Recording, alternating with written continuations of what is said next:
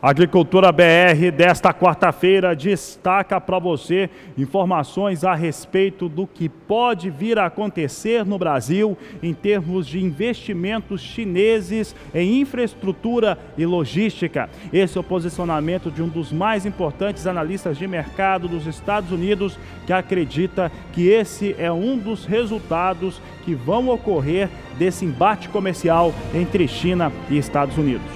Vou falar também a respeito de JBS. JBS anuncia que a partir de agosto e até janeiro de 2021 vai fazer a recompra de pelo menos 10% das suas ações de mercado. Isso mexe bastante com o mercado de ações no Brasil.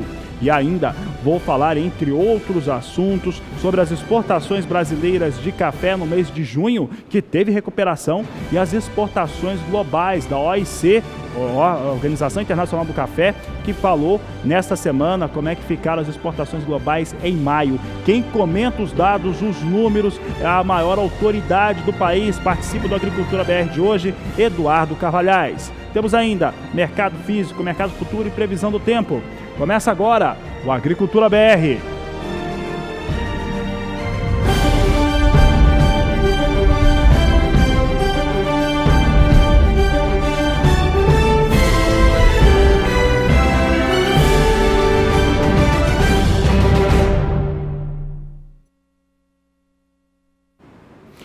O assunto agora são as ações de mercado, é o quadro Agroações.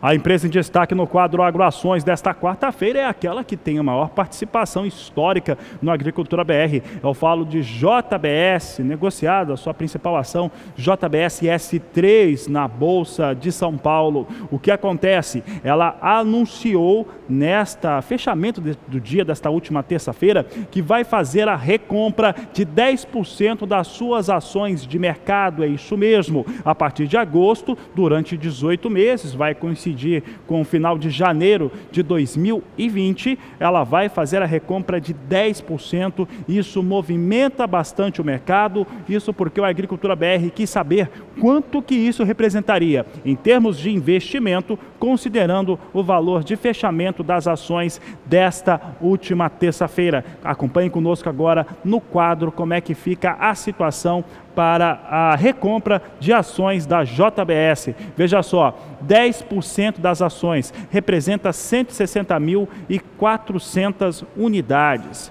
A vigência entre agosto de 2018 até o começo de fevereiro de 2020.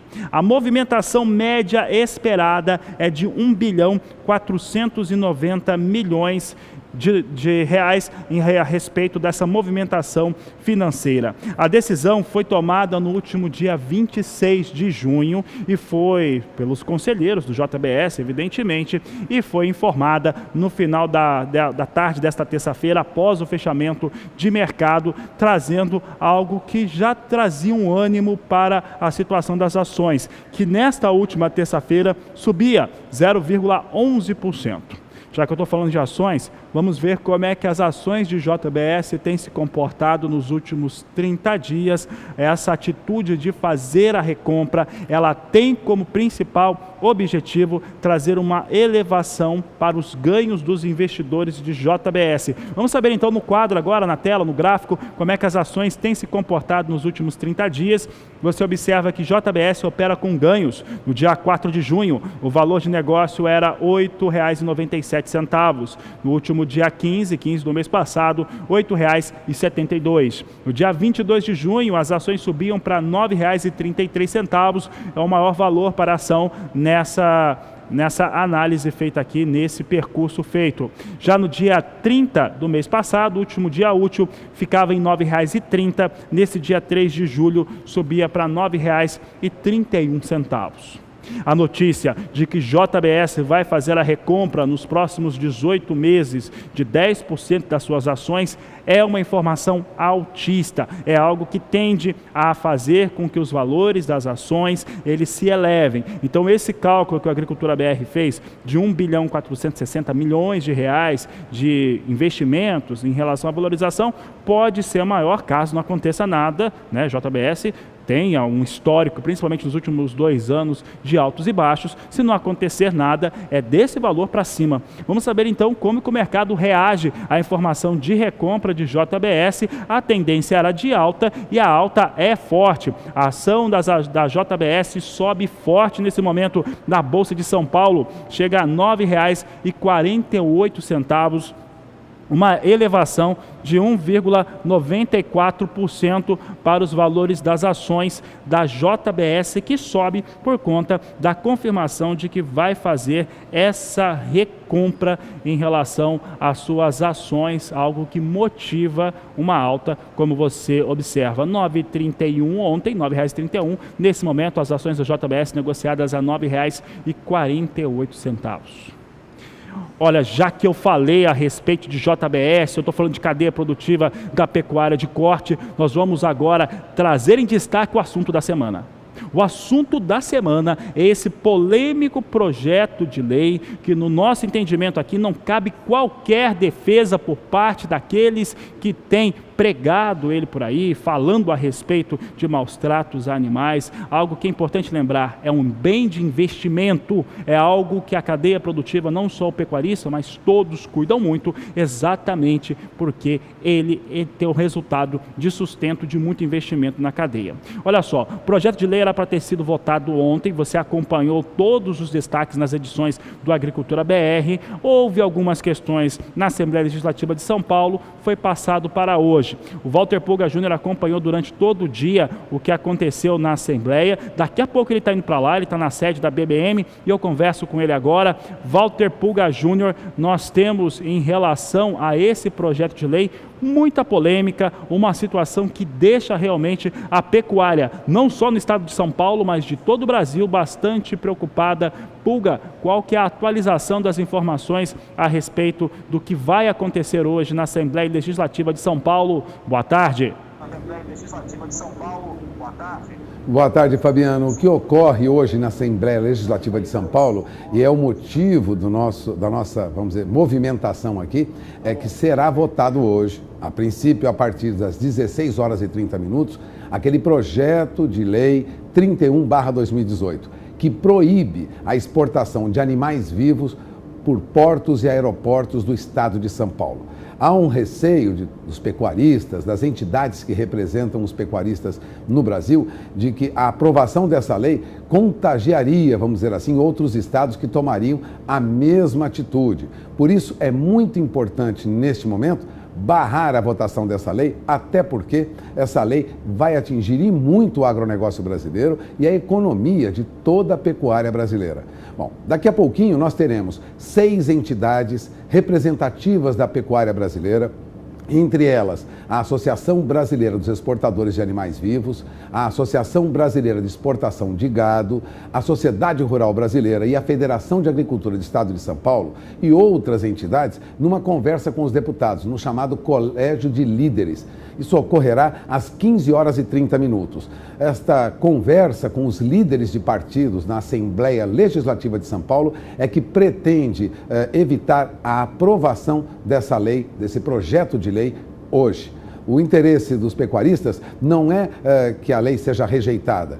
Pelo menos por enquanto não. Querem o adiamento e propuseram, vamos lembrar, aos deputados, num convite formal a todos os deputados da Assembleia de São Paulo, que visitassem instalações de fazendas que exportam gado, embarques de caminhões rumo ao porto e o embarque dos animais nos navios e também visitasse os navios. É um convite formal feito ontem, terça-feira, para todos os deputados estaduais de São Paulo. O objetivo é que eles votem, mas votem com consciência e conheçam todo o processo, que é rigoroso, tem exigências sanitárias internacionais, Fora isso, as exigências do Ministério da Agricultura, eles querem mostrar que não há, de fato, maus tratos aos animais, como alegam as ONGs de defesa dos animais, que propõem, na verdade, a aprovação desse projeto. A luta continua e daqui a pouco nós teremos mais informações sobre o desenrolar das negociações com os deputados paulistas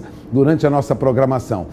Confirmado, portanto, que daqui a pouco teremos a representação dos pecuaristas junto ao Colégio de Líderes na Assembleia Legislativa de São Paulo, com o objetivo de adiar, pelo menos por algum tempo, a votação desse projeto de lei 31/2018, que eu vou lembrar, proíbe o embarque de animais vivos através de portos e aeroportos do Brasil. É com você, Fabiano.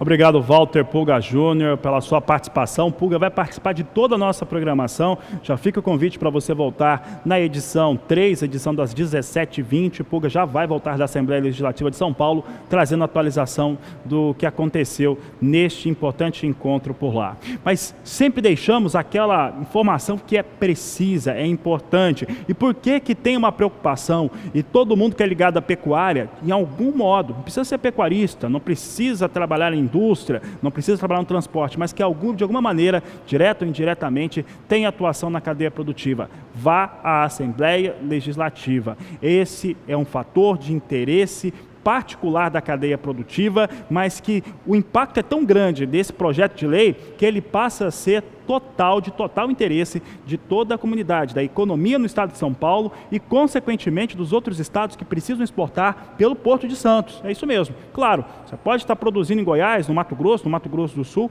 Se você ir usar o Porto de Santos para fazer os embarques, se esses embarques sairiam por lá, não vai acontecer mais. Pior do que isso, pode trazer uma tendência. Por que é uma preocupação em torno disso? Há uma desinformação total em relação a este tipo de cenário. Muita gente que defende, inclusive, pequenos animais domésticos, confundem algumas situações e diz que esses animais, os animais de embarque, eles estão passando algum tipo de maltrato, coisa que nunca aconteceu. É por isso que há um esforço para que se vá visitar os portos, principalmente o Porto de Santos, todo o caminho, o trajeto, para que os deputados vejam com seus próprios olhos o que acontece de fato. E evitar, sabe o quê? Evitar uma situação constrangedora que a Assembleia Legislativa de São Paulo já impôs ou quase conseguiu impor quando aprovou. Lembra? A segunda-feira sem carne no estado de São Paulo, nas escolas públicas por lá, tinha sido aprovado e vetado pelo então governador Geraldo Alckmin,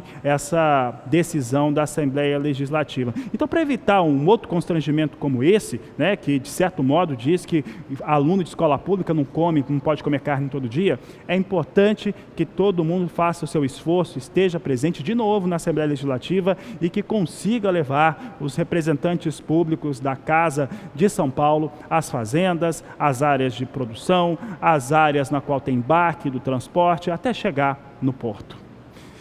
Vamos mudar de assunto agora, porque a partir desse momento o tema por aqui é soja.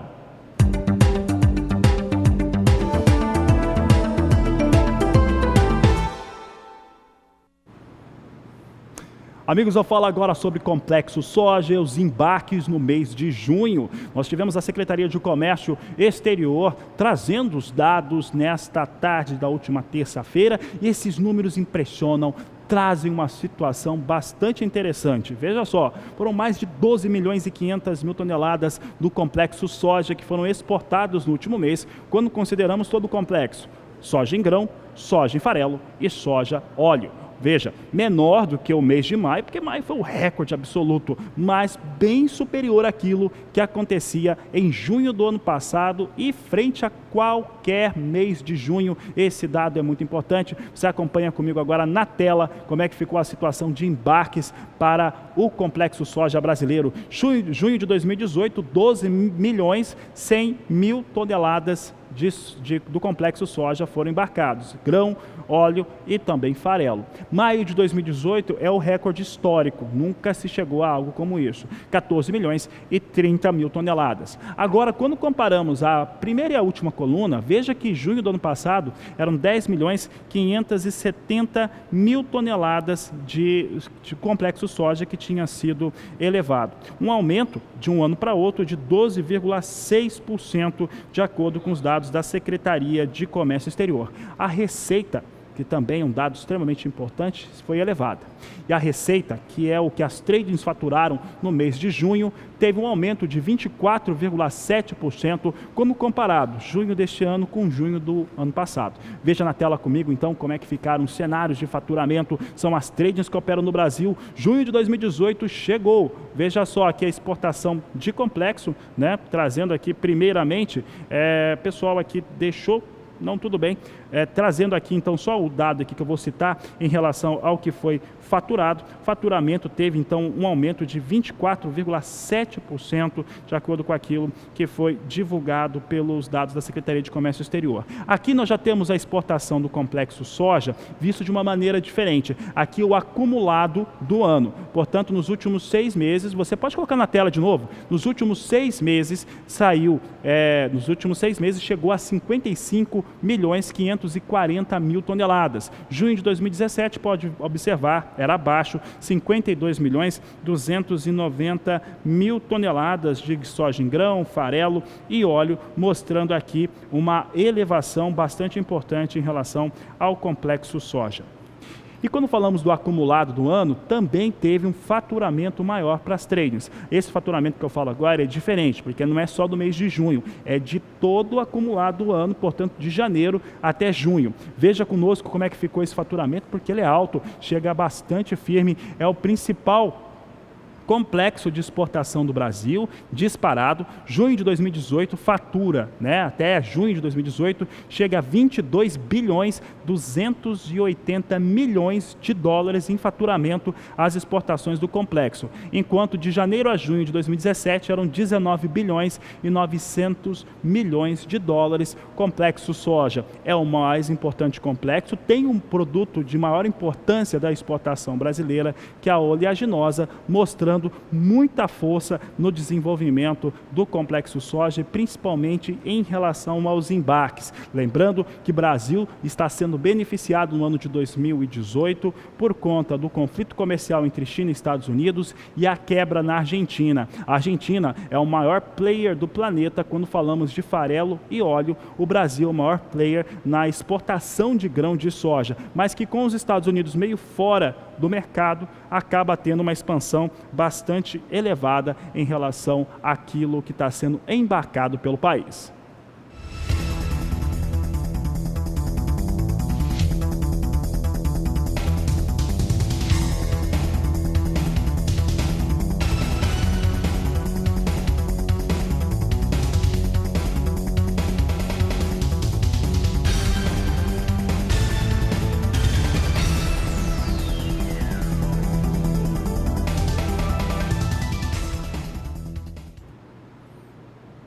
Sigo falando a respeito de exportações. Se o complexo soja tem um acumulado que é histórico, nós temos a soja, que é o principal produto brasileiro exportado, da pauta de exportação do país, atingindo no mês de junho 10.420.000 toneladas embarcadas, uma alta de 13,3% se comparado ao mesmo período do ano passado. Os números chamam muito atenção. Eu falo aí da vedete da pauta de exportação do Brasil. Você confere comigo como é que soja embarcou no mês de junho. É claro que junho ficou menor que maio. Maio é recorde histórico, mas junho de 2018 é o melhor junho da história. Veja só que junho de 2018 atinge 10.420.000 toneladas, é muita soja, meus amigos. Tanto é que o recorde anterior era maio de 2017 e junho de 2018 é o segundo maior volume já embarcado de soja até o momento.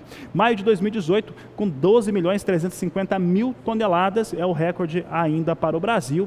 Junho de 2017, 9.190.000 toneladas. Aqui eu faço um comentário que é importante em relação aos embarques do Brasil. Você vê que junho de 2018, 13,13% acima do que foi embarcado em junho do ano passado. Um dado importante ressaltar. Olha, é normal que se tenha uma elevação até o mês de maio naquilo que é exportado, embarcado de soja no país, e até porque vai ter um volume menor a partir de agora, é normal que comece a ter quedas. Então posso até prever aqui, sem uma bola de cristal, que julho deve ter uma exportação um pouco menor que a de junho, mesmo com todos os fatores de Estados Unidos, China, Argentina fora do mercado, tudo isso, mesmo assim, como os números são muito elevados, vai cair um pouco. Essa é uma tendência natural, porque a soja vai ficando mais escassa no país. Até aí, tudo certo.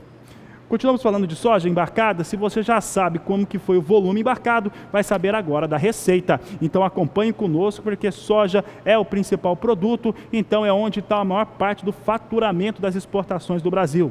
Junho de 2018, 4 bilhões 190 milhões de dólares. É inferior a maio desse ano. Maio desse ano é o maior recorde, quase 5 bilhões, 4 bilhões 990 milhões de dólares foram faturados em maio de 2018. Acima, tanto junho de 2018 quanto maio desse ano, acima do que foi faturado em junho do ano passado, que foram de 3 bilhões 350 milhões de dólares. Esses são os valores para o faturamento com soja embarcada pelas tradings que operam no Brasil.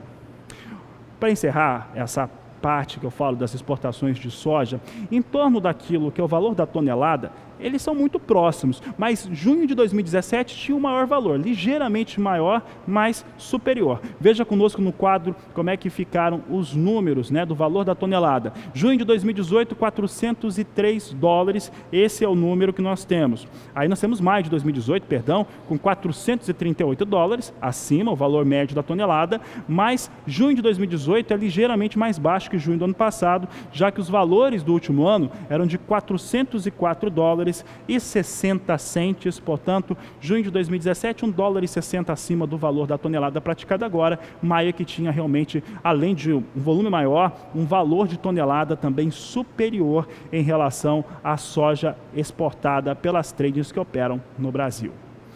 E para a soja ser exportada é porque ela tem que ser produzida. Para ser produzida precisa de planejamento. Para ter planejamento da maneira mais adequada, você tem que estar de olho no Agricultura BR, no canal do Boi. E nós trazemos agora como é que fica a situação climática estendida para os meses de cultivo de soja. Será que ali pelo meio de setembro, começo de outubro, teremos condições no centro-oeste de fazer cultivo? Condições de solo, umidade adequada, chuva, etc. Quem responde é Juliana Rezende. Boa tarde, Juliana.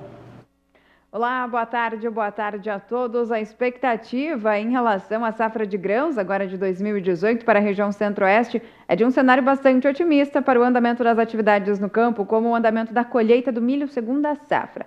Agora, as condições de umidade seguem baixas pela região centro-oeste, justamente por conta do predomínio de tempo mais seco, o sol predominando e a falta de chuvas diminui as condições de umidade do solo. Há pelo menos 2 meses não chove de forma significativa em grande parte da região centro-oeste.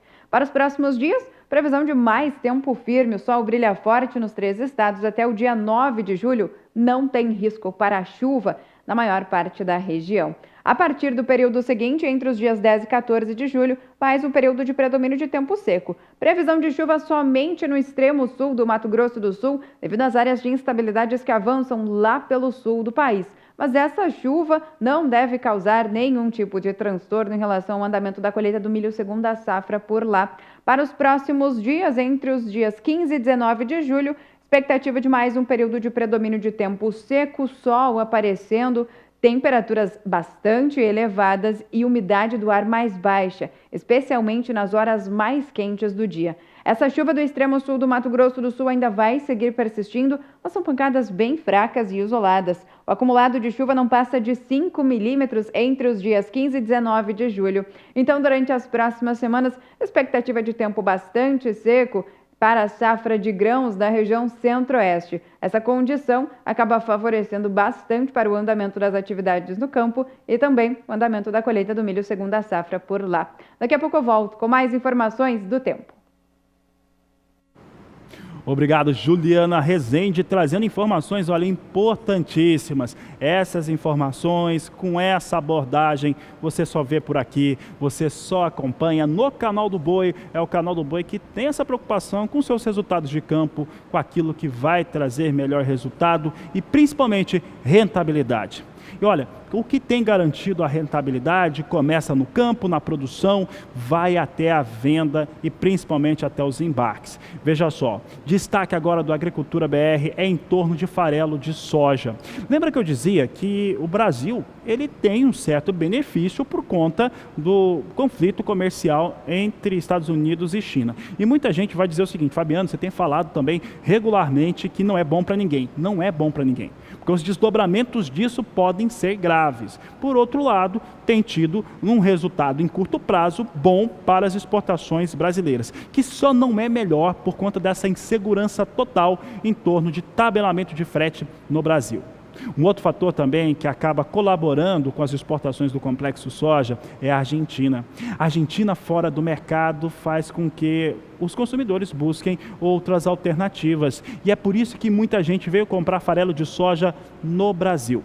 Ao comprar farelo de soja no Brasil, houve uma elevação. Em relação de junho de 2018 para junho de 2017, a alta chega ali em torno de 13% para o volume embarcado. Você acompanha na tela aqui no Agricultura BR comigo. Nós temos aí o gráfico que mostra junho de 2018 totalizando 1.550.000 toneladas, abaixo de maio de 2018, que era 1.650.000, mas acima, bem acima de junho de 2017, com 1.390.000 toneladas que foram embarcadas. Olha, o que teve também, que chama muita atenção, é a alta no faturamento das trades que venderam farelo de soja. É uma alta de 33%. É isso mesmo, você ouviu direito. 33% de alta em torno do faturamento das tradings. Veja conosco agora como é que ficou essa situação de faturamento. Junho de 2018, 630 milhões de dólares, ele fica cerca de 10% abaixo de maio. Maio ficou com 709 milhões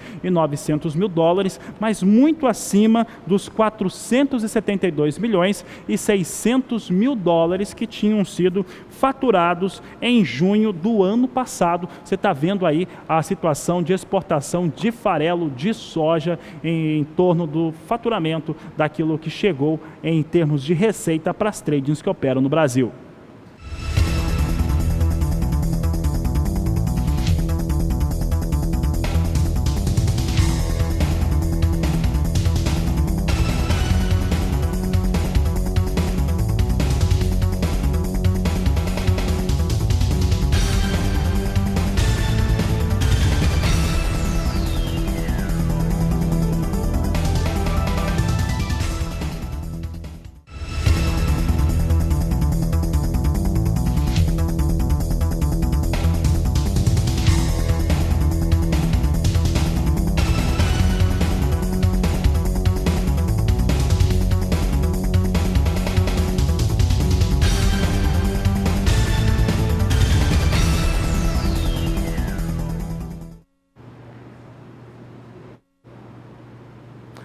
Olha só, você que está acompanhando a Agricultura BR, daqui a pouco eu vou trazer alguns dados de mercado, vou falar a respeito daquilo que acontece nos Estados Unidos, que tem muita gente por lá acreditando que China vai investir em infraestrutura no Brasil. Lá é feriado, lá é 4 de julho, dia da independência.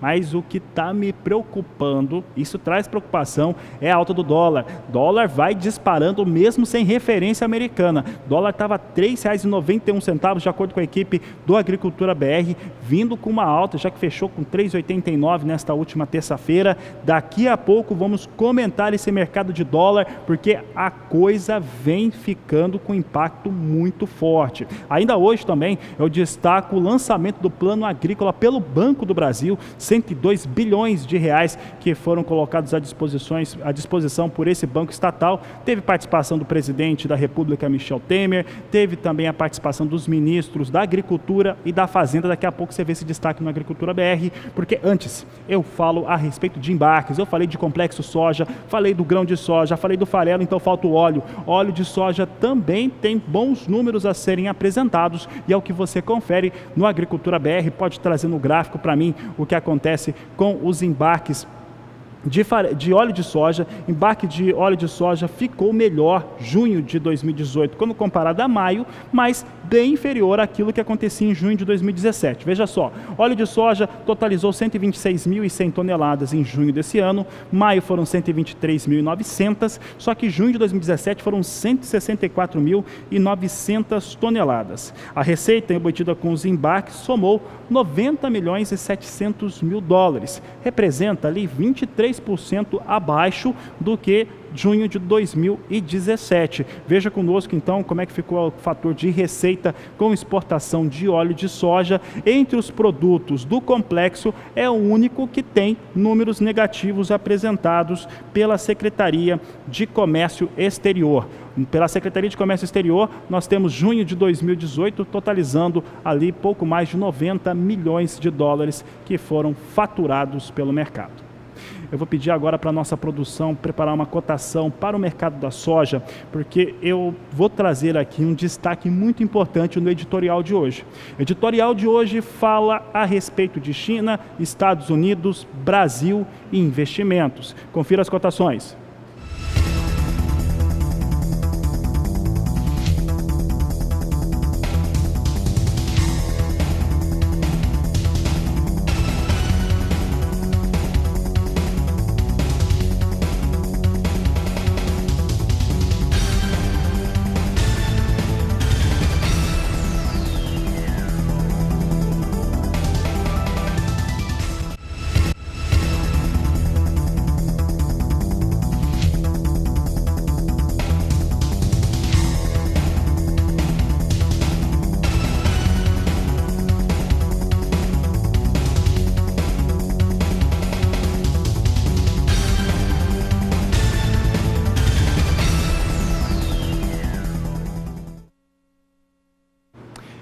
E eu prometi para o telespectador do canal do Boi que ia falar um pouco a respeito dessas tensões.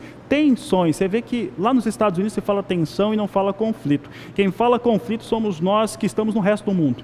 Mas por lá eles falam em tensões comerciais entre China e Estados Unidos. Ela tem um capítulo à parte que começa a ser escrito nesta próxima sexta-feira, quando os chineses vão levantar as armas. Que armas são essas? São armas comerciais, são armas de tributação acima daquilo que estava sendo praticado contra diversos produtos norte-americanos, mas principalmente no nosso caso aqui, soja, carne bovina, carne suína e muito mais. Como o assunto por aqui é soja, eu vou trazer esse destaque porque, por incrível que pareça, pode ser que de alguma maneira o Brasil seja beneficiado com isso. Olha, quem está falando é uma das maiores autoridades. Essa frase não é minha. Apesar do editorial ser aqui do Agricultura BR, eu tirei de um importante analista de mercado norte-americano que falou o seguinte: é muito possível que a China, com essa situação criada de tensão com os norte-americanos,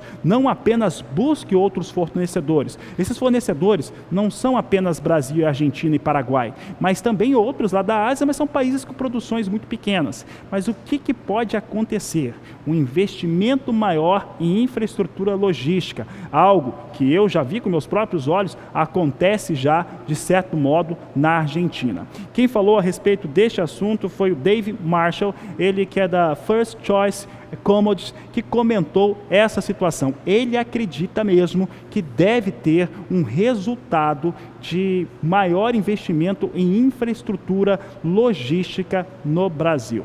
Hoje eu não vou falar e nem vou trazer, evidentemente, os negócios com soja em Chicago. É 4 de julho, nos Estados Unidos, feriado do Dia da Independência, então nós não temos esses números. O que nós tivemos foi a operação eletrônica, no chamado overnight, que fechou com queda. Esse overnight fechou com 5 centes de dólar nas posições de mais curto prazo, de perdas para a soja com operação na Bolsa de Chicago. A tendência é que essa quinta-feira e na sexta-feira a agitação e principalmente a ansiedade sobre essa decisão chinesa fale alto. E ao falar alto, vai ter uma disposição maior para o dólar subir no mundo todo. Aí aqui é o posicionamento do Agricultura BR. Acreditamos que o dólar sobe mais a partir desta quinta-feira por uma busca maior em torno daquilo que possa trazer um lastreamento mais seguro para os investidores. Deixa-se de investir em commodities agrícolas e busca um lastreamento mais seguro.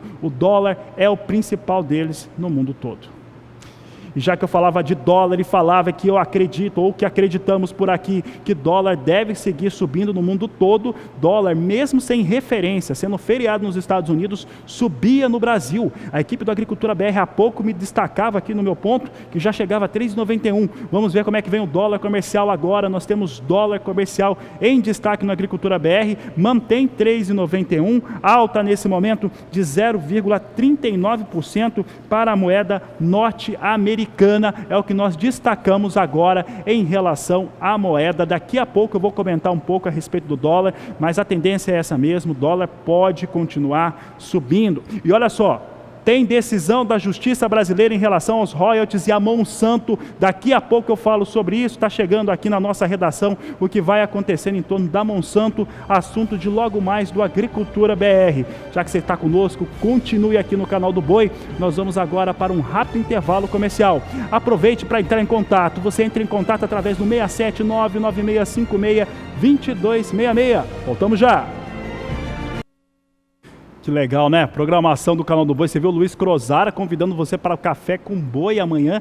É logo depois da primeira edição do Agricultura BR, falando de defensivos agrícolas. Eu não vou perder. Vou estar acompanhando e eu acho que você, agricultor, pecuarista, deveria fazer o mesmo. Então acompanhe a nossa programação sempre com aquela situação do Crozara, sempre muito divertido, mas com muita informação também, de uma maneira bastante descontraída, levando informação para todo o Brasil aqui pelo canal do Boi.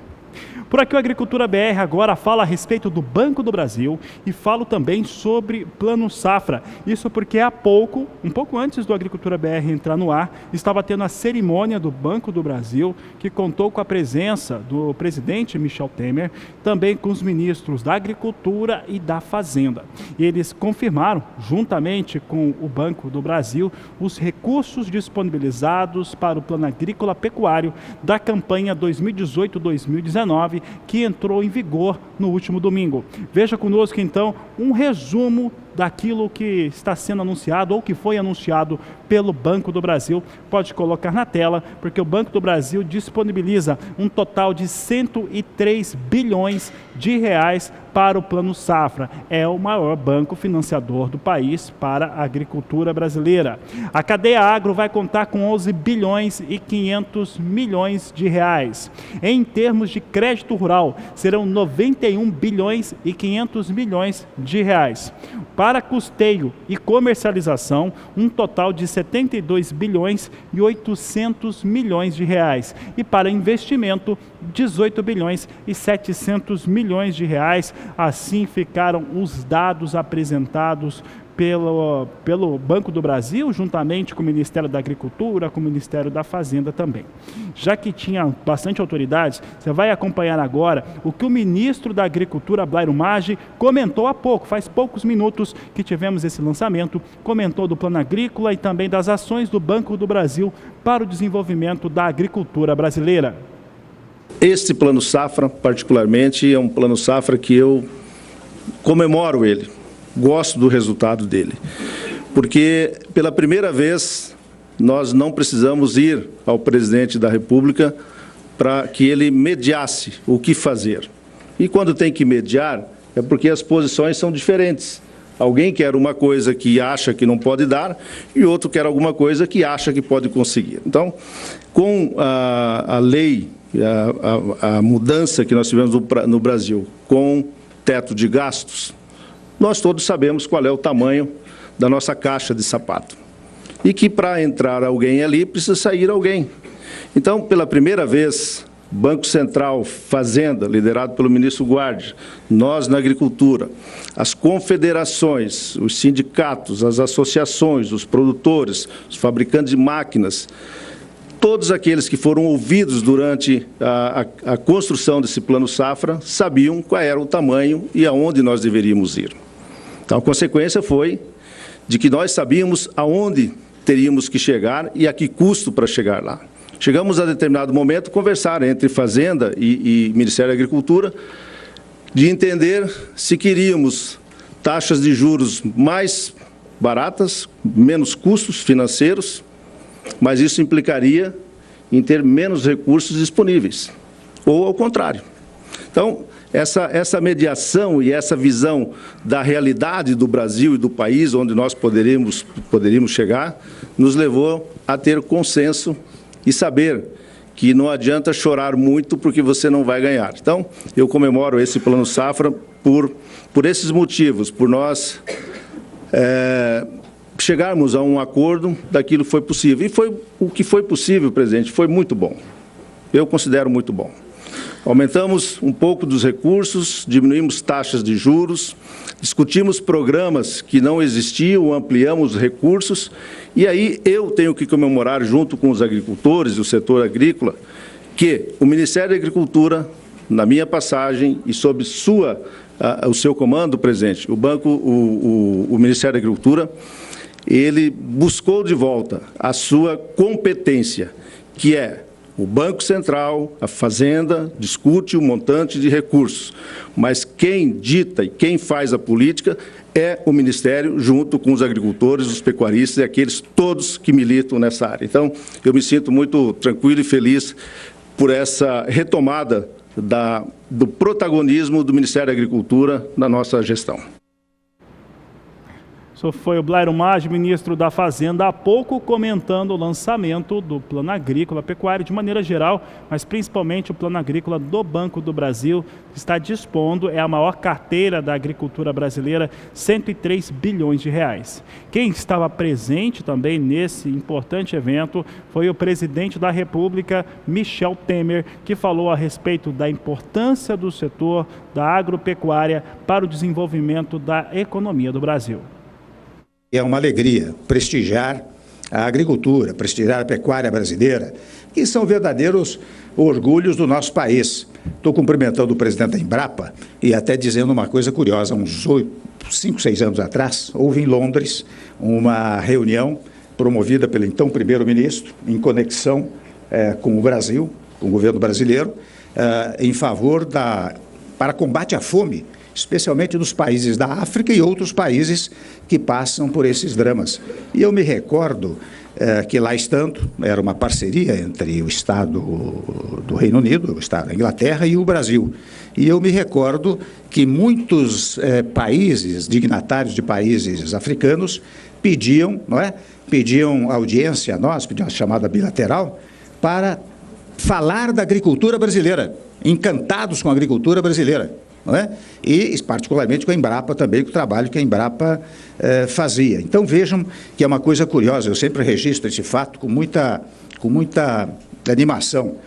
Quando nós vamos aí para o exterior, e recentemente eu estive na Cúpula das Américas em Lima, e eu verifiquei o seguinte: lá havia 10, 12 chefes de Estado, encantados com o que aconteceu nesses 2 anos no nosso país. Alguns deles me diziam: Temer, vem cá, como é que vocês conseguiram trazer a inflação que estava em mais de 10%, né? Trazer para menos de 3%? Como é que conseguiram fazer uma reformulação trabalhista no país?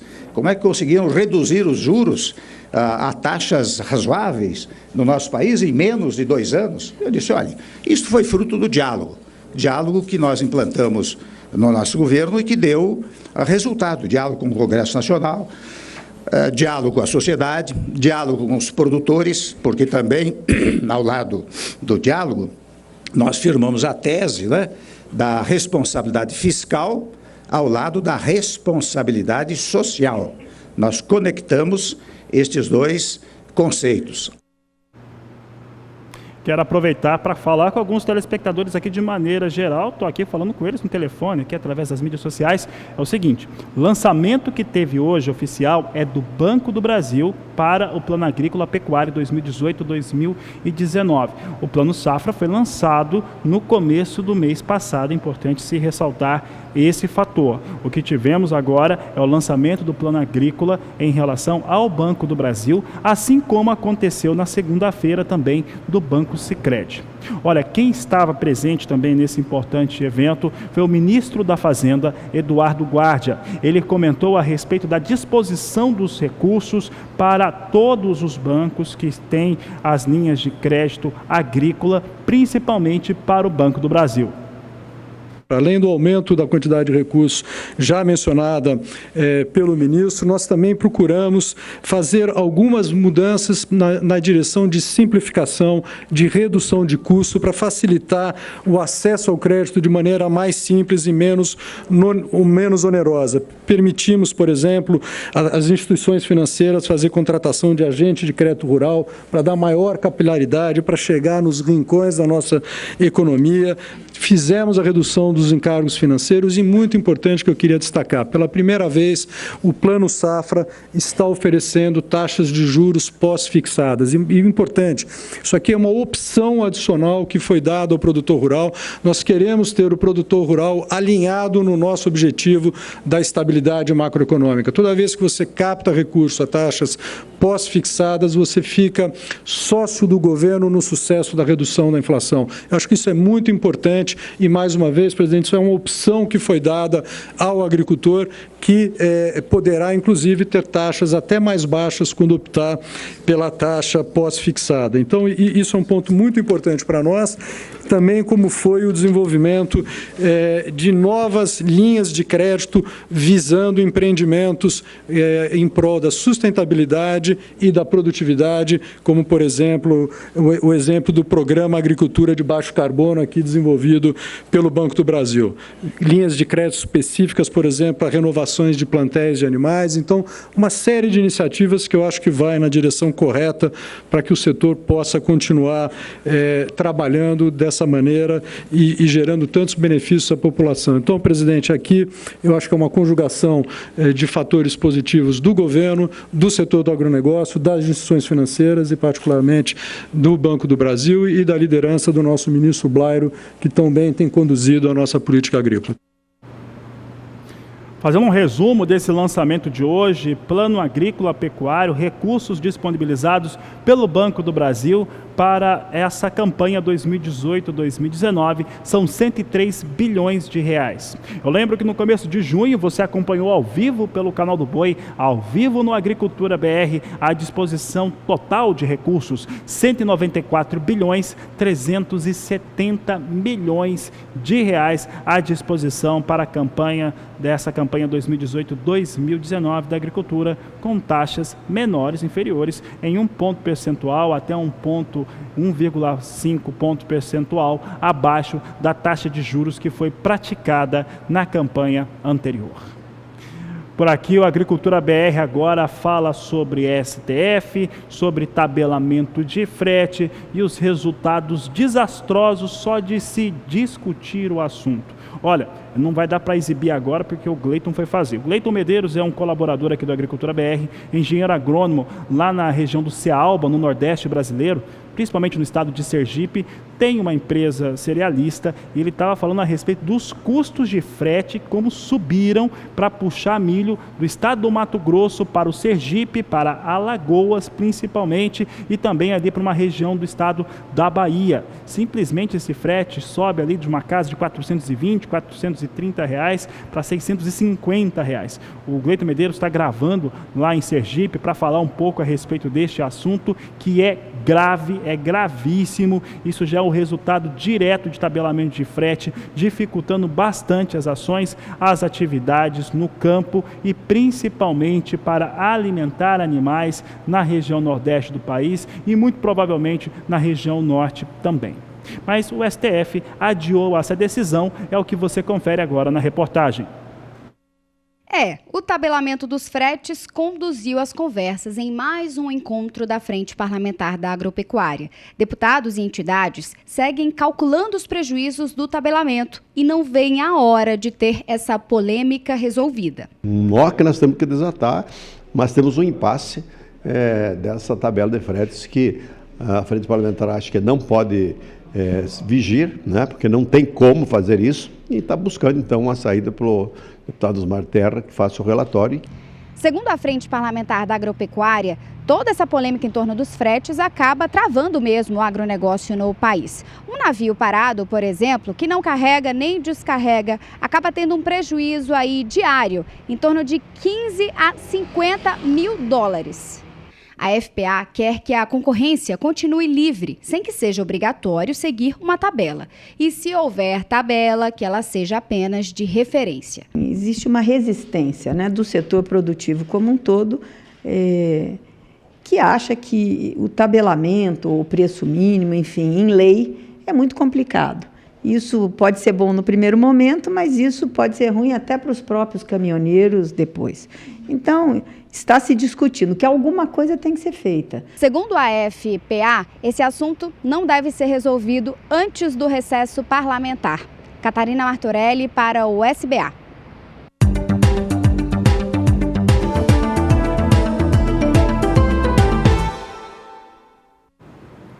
O assunto é milho no Agricultura BR. Vamos falar agora sobre o valor bruto de produção do cereal no estado do Mato Grosso. Quem traz os destaques é Valdir Pacheco.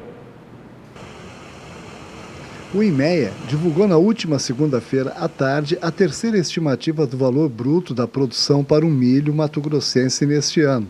Com isso, o Instituto trouxe um novo incremento de 16,64% em relação à última divulgação, ficando agora projetado um faturamento de 8,80 bilhões de reais, o que é considerado um novo recorde para a cultura do estado.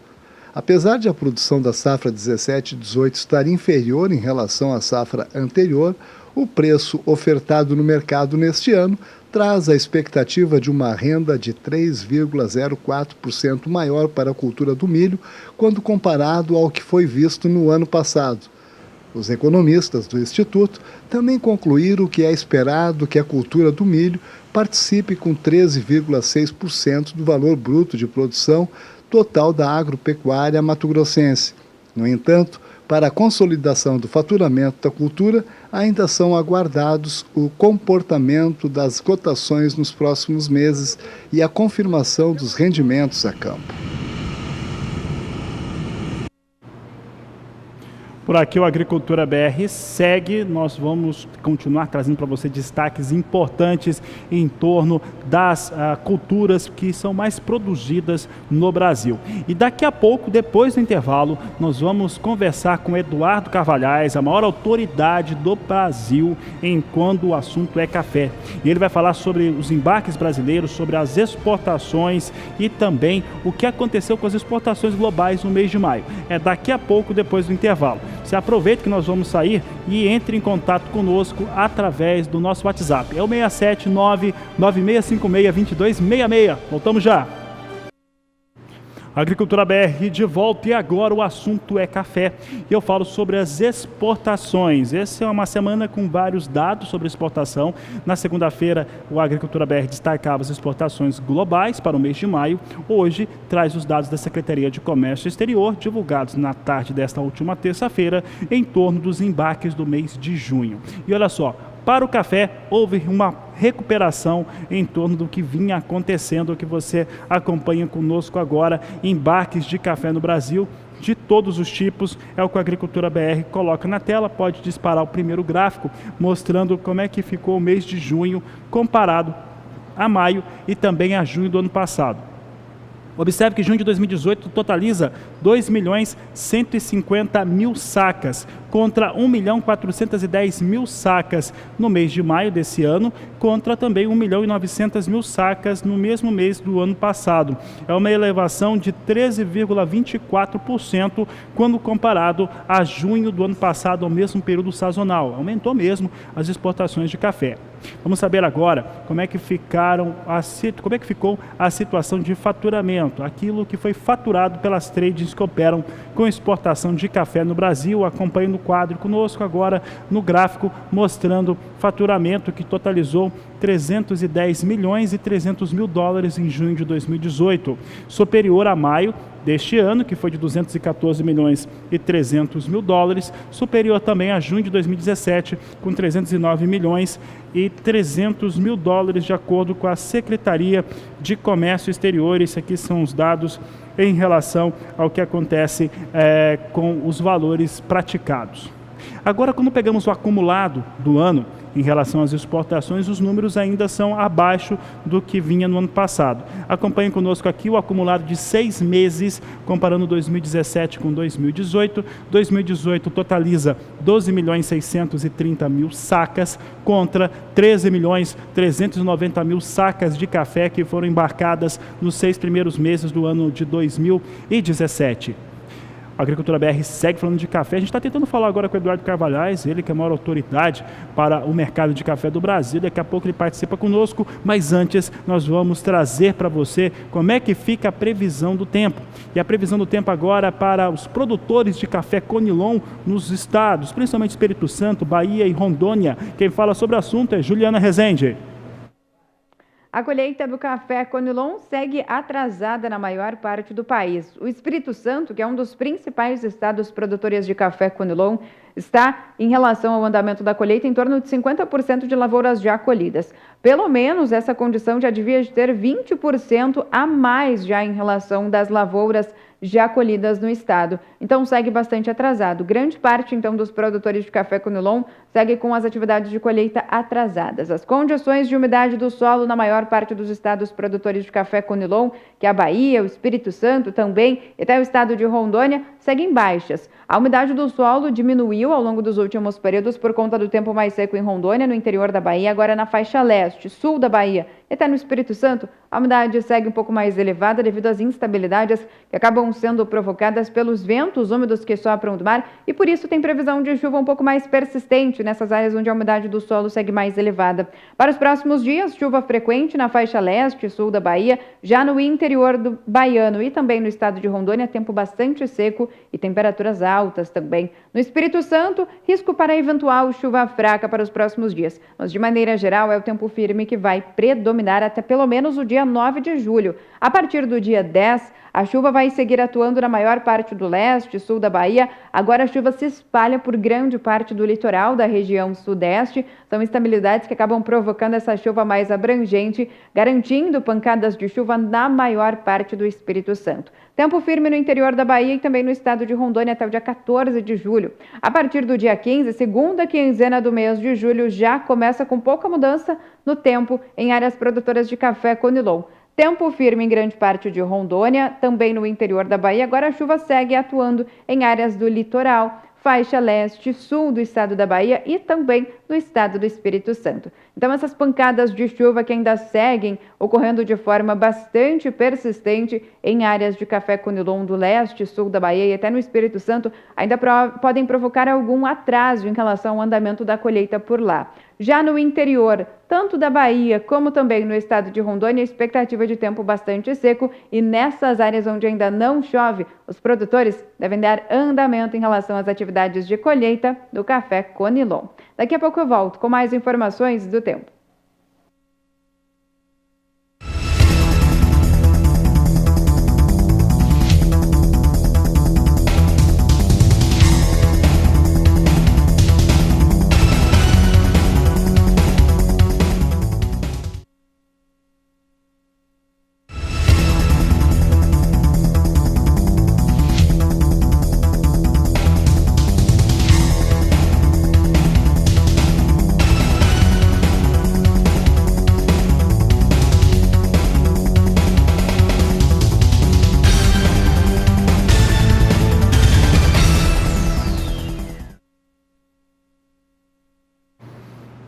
Olha, daqui a pouco eu sigo falando de café. O Eduardo Carvalhais participa dessa edição do Agricultura BR, fala sobre as exportações brasileiras e também globais. E eu falo ainda também da decisão da Monsanto em torno dos royalties, daqui a pouco no Agricultura BR, que vai para o intervalo e volta já. Agricultura BR de volta e agora eu falo um pouco a respeito de uma decisão polêmica em torno da Monsanto e os royalties. Isso porque um juiz brasileiro, olha só, essa notícia é importantíssima. tem uma decisão da Justiça brasileira em torno da Monsanto. O juiz brasileiro ordenou que as unidades locais da Monsanto realizem o depósito dos valores que são referentes aos royalties relacionados à tecnologia da semente geneticamente modificada RR2. Essa situação aqui, RR2 Pro, em uma conta judicial, de acordo com uma cópia que chegou aqui até o Agricultura BR, uma cópia dessa decisão judicial. O juiz brasileiro manda fazer o depósito dos valores financeiros referentes a essa questão dos royalties da RR2 Pro. Decisão importante em relação a todo o imbróglio e também os conflitos judiciais com vários produtores rurais, principalmente no estado do Mato Grosso, onde tem conflito com as associações de representação do produtor rural mato-grossense. Essa decisão foi datada desse último dia 3 de julho, portanto, desta última terça-feira, e diz respeito a uma disputa de patentes entre produtores rurais e também a empresa com origem norte-americana, que foi recentemente adquirida pela Bayer. Ela foi adquirida pela Bayer, inclusive, num negócio de 63 bilhões de euros. A decisão em relação aos royalties que esses produtores normalmente pagariam ao Monsanto entra em vigor de maneira imediata. Portanto, isso muda os cenários aqui no Brasil, pelo menos por enquanto, caso não venha a cair no futuro, mas decisão judicial, um juiz brasileiro decidiu que todas as unidades de Monsanto no Brasil devem fazer o depósito dos valores referentes aos royalties pagos pela RR2 Pro, uma tecnologia de soja geneticamente modificada. Por aqui a Agricultura BR segue, agora eu falo um pouco a respeito de dólar. Vamos saber como é que o dólar comercial vem operando neste momento. Dólar comercial que vinha com alta. Dólar comercial mesmo sem referência nos Estados Unidos, ele vinha com alta. Hoje na abertura dessa edição do Agricultura BR, nessa segunda edição, vinha subindo, chegava a R$ 3,91. Se o pessoal da produção tiver o dólar, pode colocar na tela. Temos aqui dólar comercial agora com alta, mas é uma alta menor. Agora a alta é de R$ 3,90 para a moeda norte-americana. A moeda norte-americana vem a R$ 3,90, portanto, trazendo aqui uma elevação de 0,21%. Tem uma situação que eu estava destacando nessa edição em relação ao que foi dito nos Estados Unidos e as nossas perspectivas aqui da equipe do Agricultura BR. Uma delas dá conta de que realmente o dólar nesta semana e começo da outra deve continuar numa elevação internacional. O dólar hoje subindo chama atenção, já que não há uma referência internacional por ser feriado nos Estados Unidos, feriado do dia da independência de 4 de julho. Mas por que sobe? Por conta dessas questões relacionadas com soja para os norte-americanos.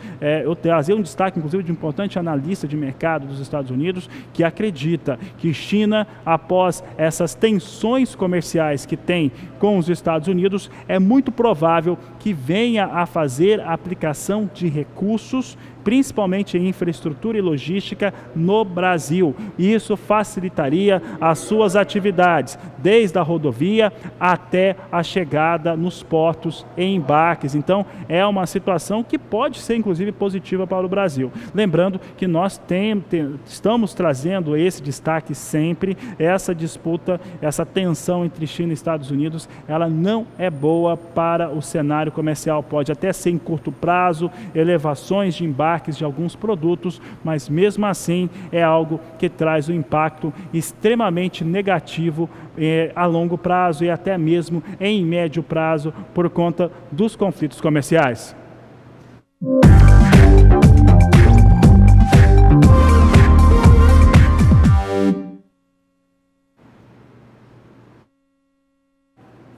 Bom, o destaque de agora é o Agricultura BR Responde. Vamos saber agora quem está participando dessa edição conosco. Nós temos aqui a participação de Bruna Aparecida da Silveira, de Patrocínio, Minas Gerais. Ela diz o seguinte: gostaria de saber se vai ter chuva aqui para a minha região. Sou de Malhadouro, município de Patrocínio, Minas Gerais. Olá, Bruna. Bruna, vamos saber então como que fica então a previsão do tempo. Quem responde é Juliana Rezende. respondendo a dúvida para os telespectadores de Patrocínio da região de Minas Gerais, que querem saber como que fica o tempo por lá agora ao longo das próximas semanas. Olha, o tempo firme vem predominando na região de Patrocínio, tanto que já não chove há pelo menos 45 dias na região. Só que esse tempo mais seco é normal para esta época do ano, quando as chuvas diminuem de intensidade na parte central do Brasil, entre as estações de outono e também durante o inverno. Então, com esse predomínio de tempo mais seco, a umidade do solo cai bastante em grande parte do interior do país. Para os próximos dias, previsão de mais tempo firme na região de Patrocínio.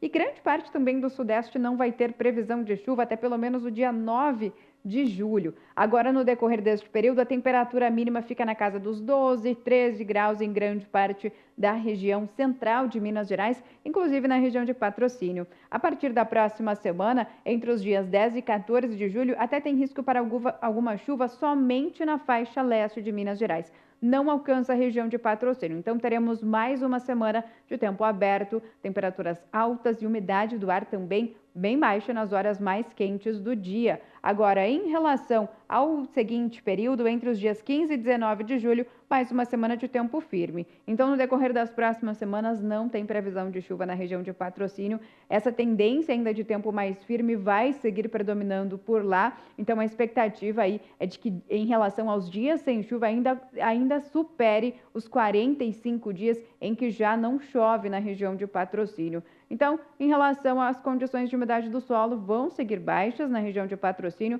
porque ainda não tem previsão de chuva significativa ao longo das próximas semanas. Hoje eu encerro por aqui a minha participação. Até amanhã.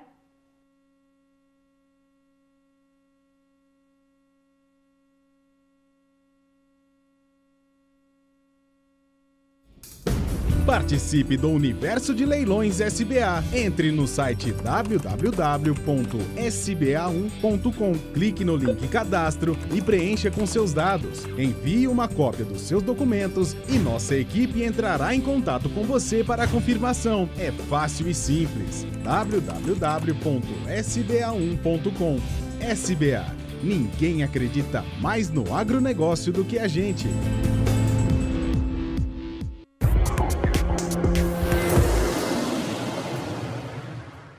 A decisão de comprar produtos de qualidade que aumentem a produtividade e tornem o rebanho muito mais produtivo é do pecuarista. O Campo de Ofertas traz para vocês parceiras, empresas parceiras, para você poder tomar essa decisão. Como a Nutrifos Nutrição Animal, a única empresa de homeopatia veterinária com ISO 9001, certificação mundial, que facilita bastante a sua escolha. É o Campo de Ofertas, direto do campo, para você.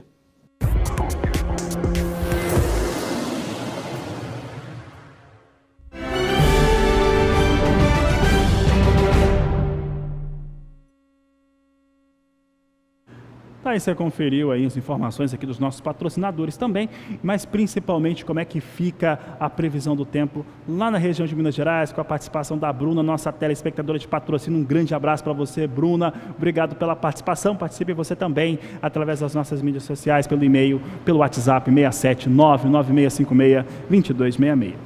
Olha, com essas informações, essa edição da Agricultura BR fica por aqui. Não deu para conversar com o Eduardo Carvalhais agora, mas na edição de amanhã a gente fala sobre os embarques, sobre as exportações brasileiras aqui no nosso programa, porque você já sabe, este é a Agricultura BR, a inteligência e a transparência do agronegócio, sempre com você. A todos uma ótima tarde e até mais.